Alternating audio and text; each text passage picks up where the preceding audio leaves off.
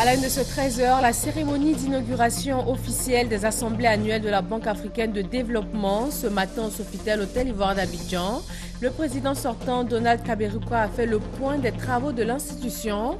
En 8 ans, la BAD a investi 14 000 milliards de francs CFA dans les infrastructures. Les examens scolaires à grand tirage démarrent ce mardi avec les épreuves écrites du certificat d'études primaires et élémentaires CEPE. La proclamation des résultats est prévue pour le 6 juin prochain. Les dirigeants des pays de la communauté d'Afrique de l'Est vont se réunir ce dimanche 31 mai en Tanzanie pour un deuxième sommet sur la crise politique déclenchée après l'annonce de la candidature du président burundais Pierre Nkurunziza pour un troisième mandat. Bonjour à vous et bienvenue dans ce 13h sur RTI 1. Les travaux des 50e assemblées annuelles de la Banque africaine de développement BAD ont démarré hier lundi. Ce matin, c'était la cérémonie d'inauguration officielle avec les ministres des Finances et les gouverneurs des banques centrales des 54 pays membres régionaux et des 24 pays membres non régionaux du groupe de la BAD. Un nouveau président va être élu au terme de cette rencontre de haut niveau. Et les travaux de ces assemblées annuelles ont donc démarré hier lundi. Quelle ambiance sur place? Le dispositif sécuritaire et sanitaire vu par Adama Koné. Sofitel Hôtel Ivoire d'Abidjan, aux allures d'un grand centre de réflexion mondiale. C'est le début des 50e assemblées annuelles de la Banque africaine de développement BAD. En attendant la cérémonie d'ouverture officielle ce mardi 26 mai. Les allées ne désemplissent pas. Rien n'a été négligé pour faciliter la tenue de ces assises. Dans l'arrangement, le commencement, ça se déroule bien. Surtout, c'est la registration, ça se passe très bien. Et il montre que ça s'est bien organisé. L'ONUDI a des partenariats avec la BAD déjà. Donc on est là pour assister, pour aussi participer aux discussions de panels sur, par exemple, les industries créatives, sur l'industrialisation, sur le secteur privé, l'emploi. Et nous sommes très contents de participer. À chaque entrée, un dispositif sanitaire de prévention. La sécurité n'est pas en reste.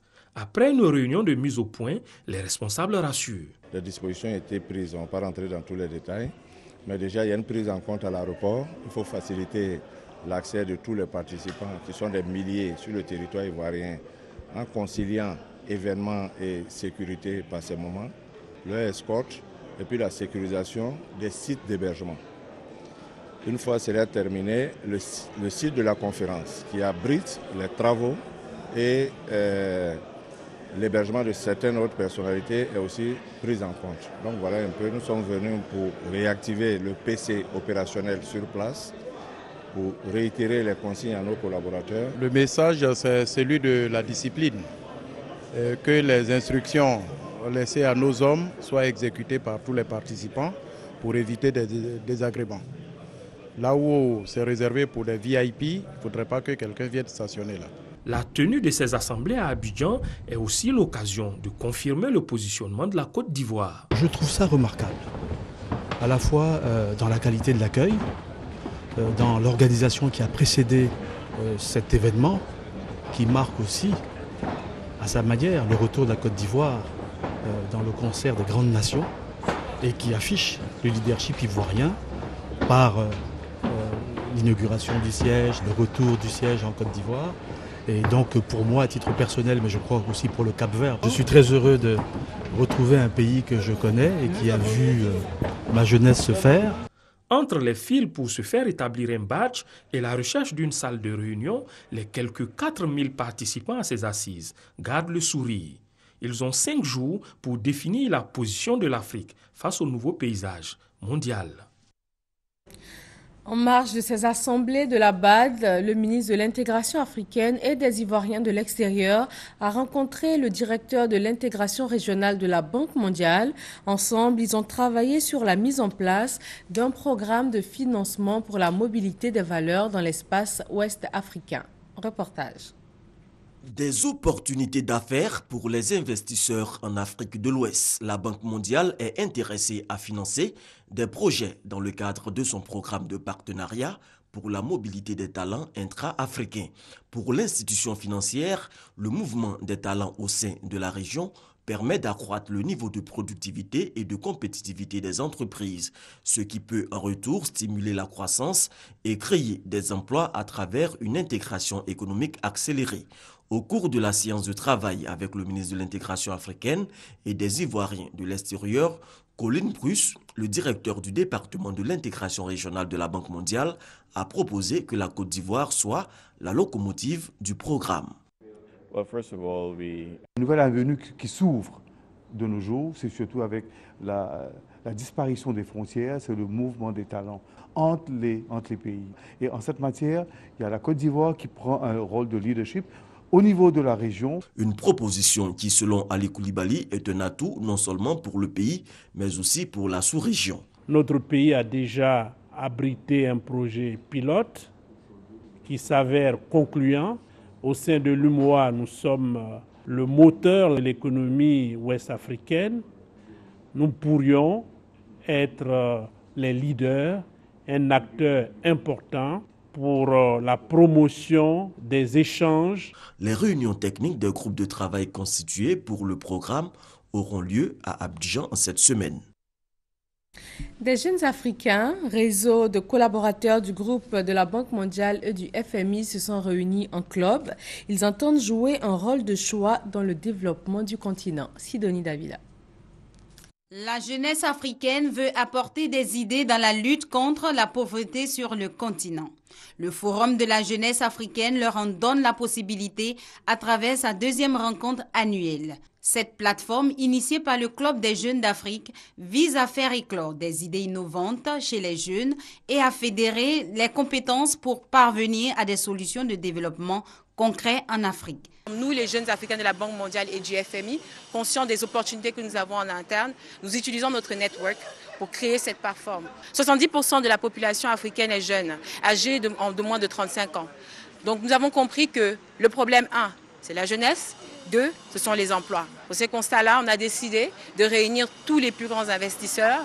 Le but, c'est d'éviter un printemps arabe et de donner la possibilité aux jeunes d'apporter les solutions. Secteur privé, institutions, gouvernements se sont tous mobilisés pour encourager, mais surtout apporter leurs idées et leurs expériences à celles de la jeunesse. Ce sont des jeunes de qualité qui ont été sélectionnés sur une base très compétitive. Ils constituent l'avenir de l'Afrique et c'est pour ça qu'il est important que nous puissions les écouter pour savoir comment nous pouvons aussi améliorer nos politiques les concernant, que ce soit leur emploi, que ce soit leur formation professionnelle ou leur éducation. Ce forum donne également l'occasion à tous ces jeunes venus de tous les pays africains de présenter leurs projets. Parmi 1500 nominés, plusieurs auront certainement la chance de voir leurs projets financés par la Banque mondiale, le Fonds monétaire international et autres institutions financières. Le réseau des femmes parlementaires de la CEDEAO reprend du service.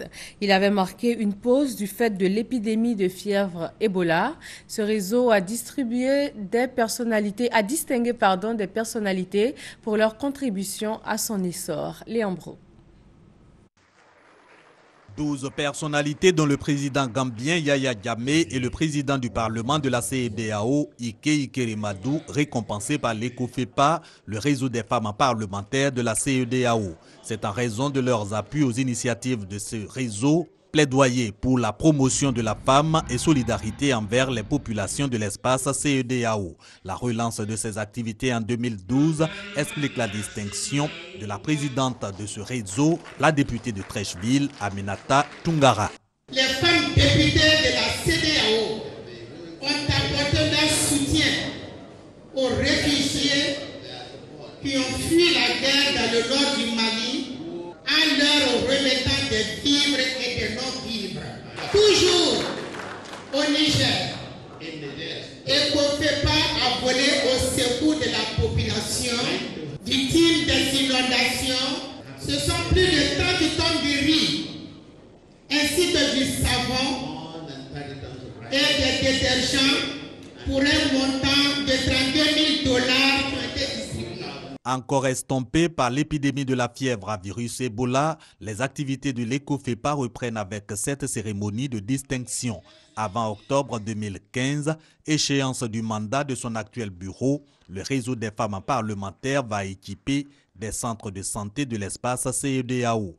L'ECOFEPA compte 27 femmes sur les 115 membres du Parlement de la CEDEAO. Ils sont plus de 419 000 candidats à affronter les épreuves écrites du CEPE et de l'entrée en 6e ce mardi. Sur toute l'étendue du territoire national, les compositions vont s'achever l'après-midi avec l'épreuve de mathématiques. Christelle Nda, Moussa Konaté. Mardi 26 mai, date des épreuves écrites du CEPE et de l'entrée en 6e. Il est 7h30 au groupe scolaire Anono dans la commune de Cocody. Les derniers élèves et surveillants regagnent les salles de composition. Des candidats peu stressés mais confiants avant le démarrage de l'échéance. Je suis venue passer mon examen, ça me fait peur mais ça va aller. Ça va bien se passer, si Dieu le veut. Je suis un peu stressée. Ce que j'ai appris pendant l'année, je crois qu'ils vont poser des questions sur ça. Dans cette salle, la surveillante procède au contrôle des documents exigés pour la composition. Bon, j'ai vérifié la convocation puis les cartes d'identité des élèves pour voir si les numéros sont conformes. 8 heures, les élèves reçoivent les copies pour la première matière, exploitation des textes.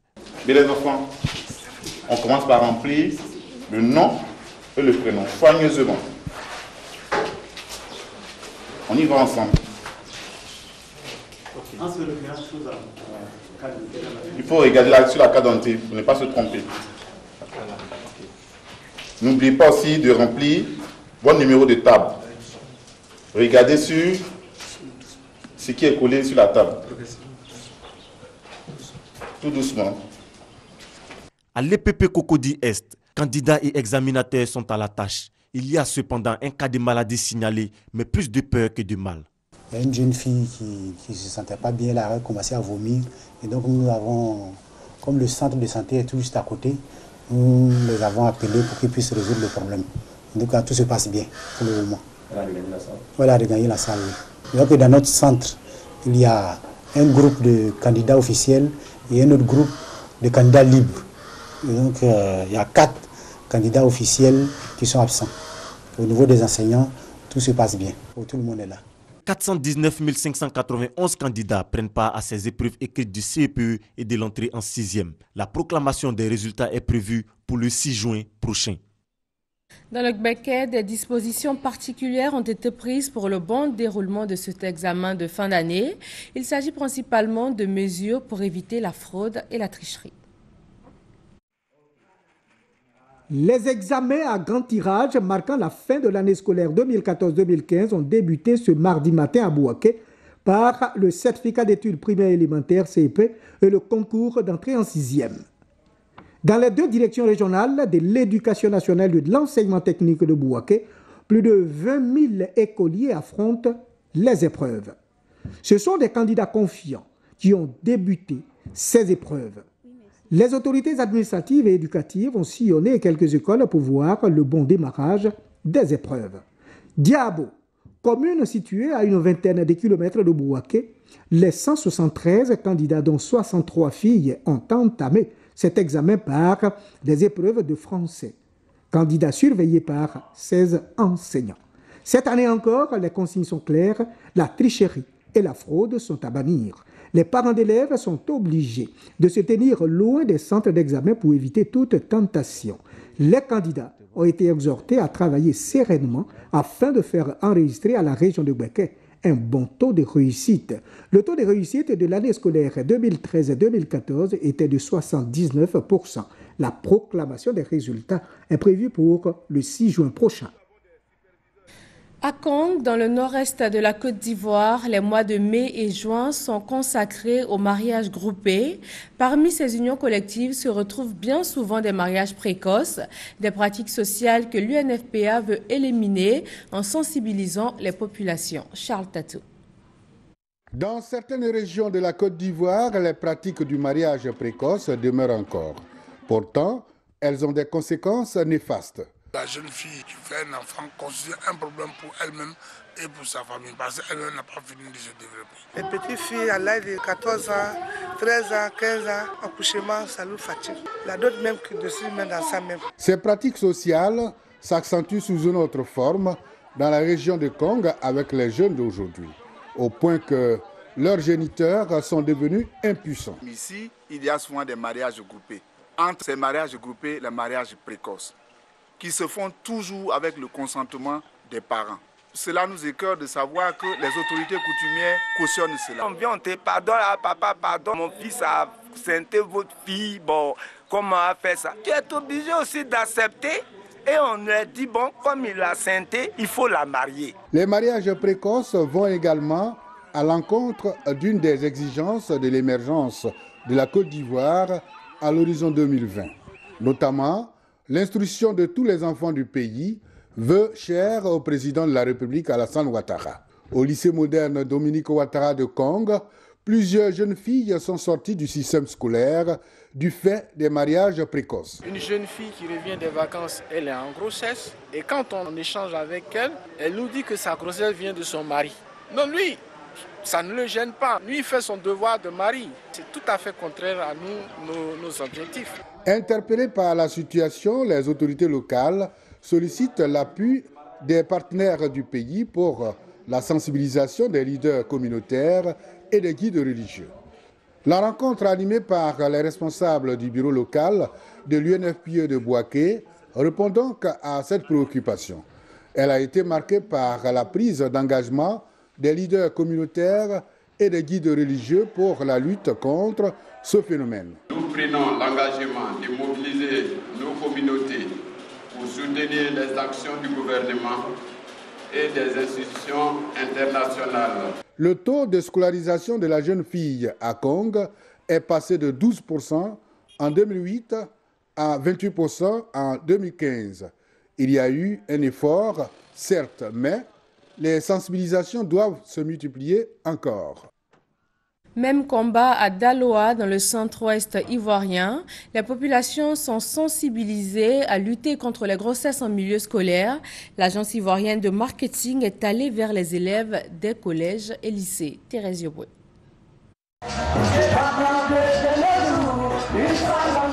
Différentes activités communautaires, notamment des tables rondes avec les parents et les élèves, les activités publiques portant sur les modes de transmission, de prévention du VIH-Sida et les grossesses non désirées, ainsi que leurs conséquences, la nécessité du port du préservatif, ont meublé ces journées. L'objectif de ces journées est de contribuer à la réduction de l'infection à VIH et des grossesses en milieu scolaire. Parallèlement à ces activités de proximité, une équipe de santé a procédé à des tests de dépistage du VIH-Sida et de grossesse, ainsi qu'à des détections des cellules précancéreuses du col de l'utérus chez les jeunes filles. Selon Béatrice Touré, chargée de communication à l'antenne AIMAS de Daloa, cette campagne intitulée « Prends le contrôle de ta vie » a surtout pour but d'amener les jeunes filles sexuellement actives à pratiquer l'utilisation systématique du préservatif pour se prémunir non seulement des grossesses, mais des infections sexuellement transmissibles. Outre le lycée Antoine Gauze, 4 autres établissements du secondaire de Daloa sont sur la liste de l'AIMAS dans le cadre de ces journées dites de mérite et de bonne santé en milieu scolaire. Au cours de cette cérémonie, l'infirmerie du lycée a été inaugurée et les meilleurs élèves récompensés. Le ministère du Plan et du Développement veut mobiliser des ressources pour redynamiser le secteur de l'éducation. Recherche fructueuse puisque des bailleurs de fonds arabes promettent un investissement de plus de 160 milliards de francs CFA. La construction et l'équipement de 8 lycées techniques, la modernisation et le développement des écoles islamiques, la construction de l'université de Mans, enfin la construction et l'équipement de 4 centres d'enseignement technique et de 2 collèges techniques. Ce sont là des projets prioritaires pour l'État de Côte d'Ivoire. Pour les réaliser, il faut plus de 160 milliards de francs CFA. Ce lundi, les bailleurs de fonds arabes, notamment la Banque arabe pour le développement économique en Afrique et la Banque islamique de développement, se sont engagés à mettre à la disposition de l'État de Côte d'Ivoire plus de 160 milliards de francs CFA, budget total des projets éducation et formation. Ça nous a permis d'échanger les différents points de vue sur les projets qui nous ont été présentés par les hauts responsables des différents ministères de l'enseignement et de l'éducation en Côte d'Ivoire. Nous sommes ravis de contribuer au financement de ces projets-là. Nous sommes engagés dans ce processus de financement de projets de développement de l'ensemble de nos pays et en particulier la Côte d'Ivoire. Selon le docteur Lassina Kwame, représentant le ministre d'État, ministre du Plan et du Développement, l'appui des bailleurs de fonds arabes au secteur éducation-formation formation vise à terme l'employabilité des jeunes. Cette table ronde nous a permis de mobiliser l'engagement des partenaires techniques et financiers du monde arabo-musulman à l'effet de pouvoir améliorer l'offre du système éducation-formation, mais surtout accompagner les diplômés dans la quête de l'insertion professionnelle. Outre le secteur éducation-formation, les bailleurs de fonds arabes ont ces 3 dernières années aussi financé de nombreux projets, notamment dans le secteur des mines et de l'énergie. Dans la commune d'Abobo, des enseignants s'organisent pour parler d'une seule voix. Ils viennent de se constituer en mutuelle dans l'objectif d'obtenir de meilleures conditions de travail et de vie. C'est un reportage de Parga Reconnaît. Les enseignants du groupe scolaire ntanois de la circonscription préscolaire et primaire d'Abobo 2 étaient en fête. La raison, ils ont organisé ce jour la sortie officielle de leur mutuelle créée en décembre 2014. Je demande à nos collègues qui ne sont pas encore adhérés de s'adhérer parce qu'être ensemble, s'unir, ça nous permet de mieux réfléchir et surtout dans l'éducation, ça nous permet aussi de mieux encadrer nos enfants. Pour les enseignants, cette mutuelle vient à point nommé. L'union fait la force. Alors nous avons décidé de nous mettre ensemble pour pouvoir lutter pour nos intérêts, pour pouvoir travailler dans un climat de paix, de sérénité, de convivialité. Après 9 mois de travail, vraiment il est très important qu'on se retrouve comme ça et c'est à travers une mutuelle qu'on peut avoir une manifestation de telle taille. Cette cérémonie a bénéficié du soutien de l'inspecteur de l'enseignement préscolaire et primaire d'Abobo 2, des chefs traditionnels et des parents d'élèves. Sketch, prestation d'artistes, démonstration de danse des élèves du groupe scolaire ntanois ont meublé cette cérémonie. Occasion pour les enseignantes membres de la mutuelle de montrer leur savoir-faire et leur talent d'enseignante danseuse.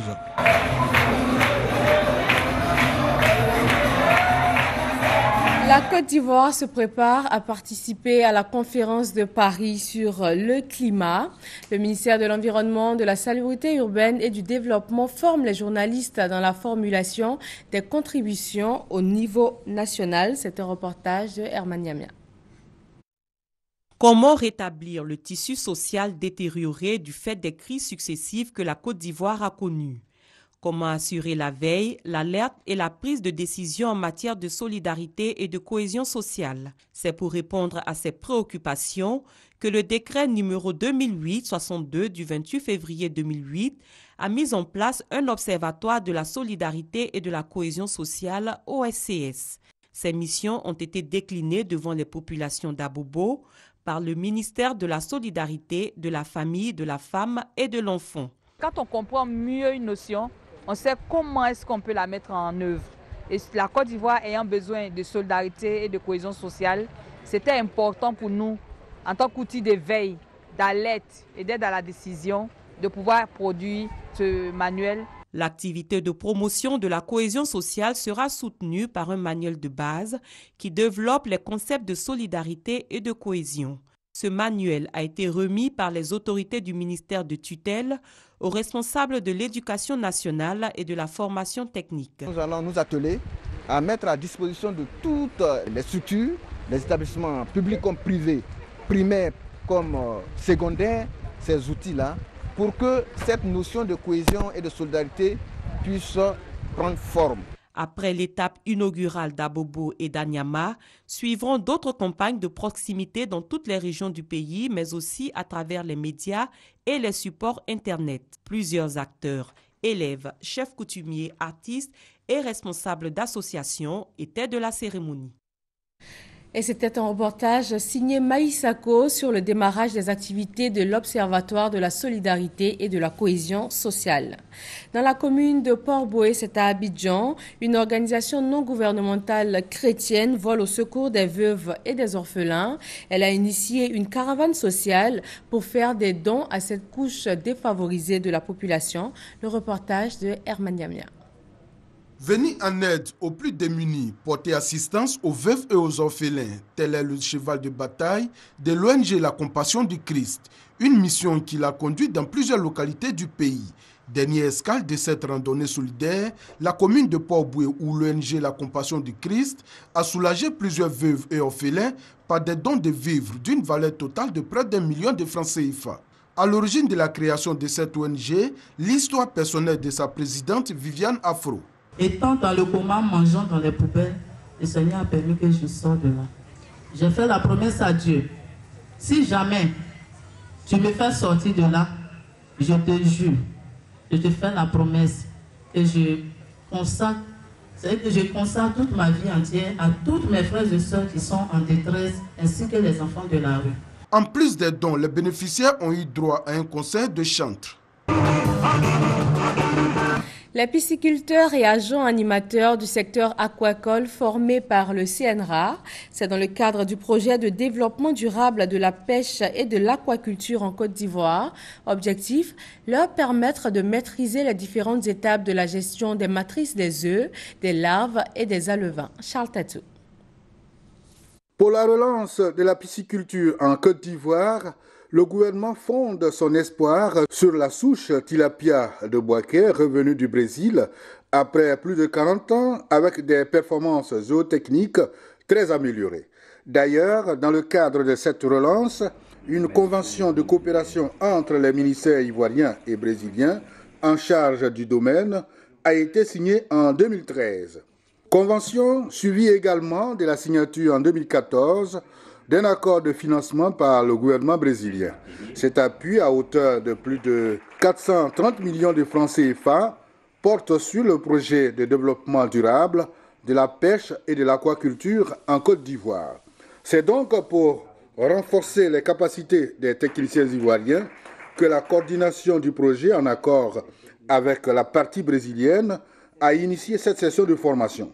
Nous allons essayer de donner les rudiments nécessaires à une bonne maîtrise de la reproduction, de l'alevinage, du pré-grossissement et du grossissement. Le travail qui est déjà en train d'être fait par l'équipe du CNRA est aussi très prometteur et ce séminaire permettra aussi de faire des petits ajustements sur la reproduction. Durant 4 jours, 25 pisciculteurs et agents animateurs du secteur aquacole ont amélioré leurs connaissances et leur technicité de gestion des reproducteurs. Les alevins étaient dans une phase de quarantaine, nous les avons vus. On a été ici plusieurs fois pour suivre les travaux. La première des choses d'abord, c'est la solution qui a été portée par le gouvernement au problème des semences. Cet élément résolu, il faudrait que l'État penche sur le volet aliments. Cette formation facilitera le transport des tilapias, souches brésiliennes, aux pêcheurs artisanaux et producteurs ruraux dans le domaine de la pisciculture. Parlons culture avec les rencontres théâtre d'Abidjan. Elles vont se dérouler du 28 au 30 mai prochain ici à Abidjan.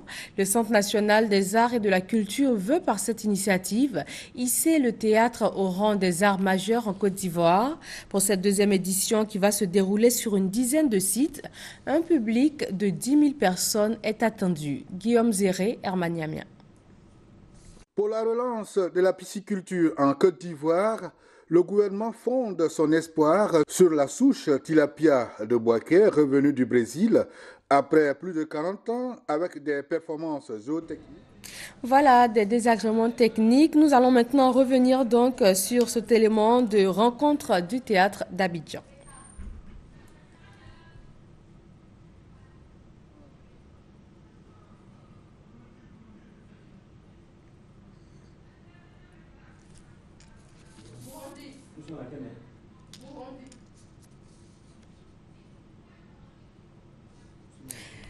L'élément sur la rencontre théâtrale d'Abidjan rencontre des problèmes techniques. Nous allons revenir dans nos prochaines éditions, toutes nos excuses. Hors de nos frontières au Burundi, réunion des dirigeants des pays de la communauté d'Afrique de l'Est. C'était ce dimanche. Il s'agit de tenir un deuxième sommet sur la crise politique déclenchée après l'annonce de la candidature du président burundais Pierre Nkurunziza à un troisième mandat. Le sommet va se tenir le 31 mai à Dar es Salaam, capitale économique tanzanienne. Voilà, c'est la fin de ce 13h. Merci d'être resté à notre compagnie. Excellent après-midi sur RTI 1.